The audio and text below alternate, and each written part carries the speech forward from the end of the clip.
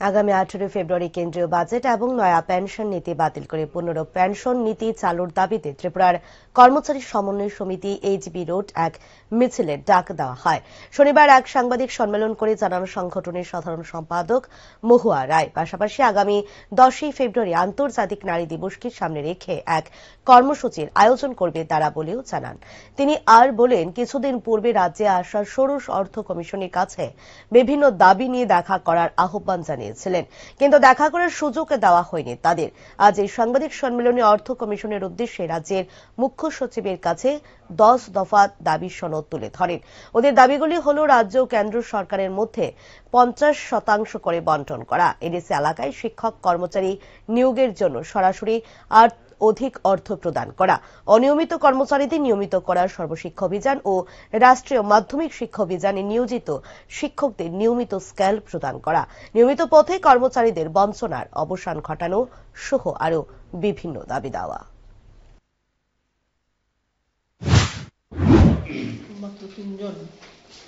যাই হোক,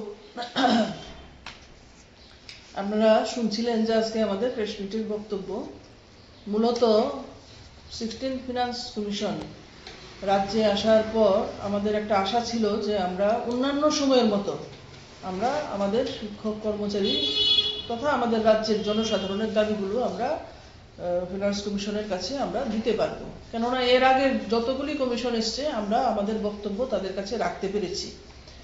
এবং এবারও আমরা যখন জানলাম, আমরা 24 জানুয়ারি আমরা রাজ্যের অর্থ সচিবের কাছে আমরা চিঠি দিয়েছি যে আমরা আমাদের বক্তব্য জানাতে চাই, এটা আমাদের অধিকার।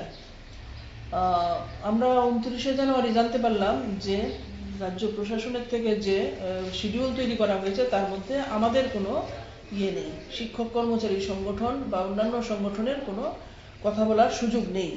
তৎক্ষণাৎ আমরা চিফ সেক্রেটারির কাছে আমরা আবেদন করি যে আমাদের বক্তব্য আমরা জানাতে চাই ফিনান্স কমিশনের কাছে, এবং আমরা যে মেমোরেন্ডাম রেডি করেছি সেই মেমোরেন্ডাম আমরা পাঠিয়ে দিই চিফ সেক্রেটারির কাছে। অন্যান্য সময় যেটা হয়, এরকম ফিনান্স কমিশন আসলে পরে একটা মেমো ইস্যু করে যে যারা যারা কথা বলতে চায় তাদের সঙ্গে দেখা করবার একটা সুযোগ থাকে। এবারই একটা ব্যতিক্রম আমরা দেখলাম।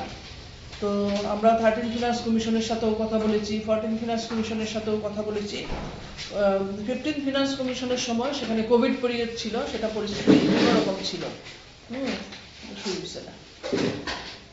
তো স্বাভাবিকভাবেই আমরা যে দাবিগুলো আমরা ফিনান্স কমিশনের কাছে রেখেছি, আমাদের যা বক্তব্য সেটা আমরা আপনাদের মাধ্যমে আমরা রাজ্যের জনসাধারণ তথা রাজ্যের শিক্ষক কর্মচারীদের কাছে আমরা জানাতে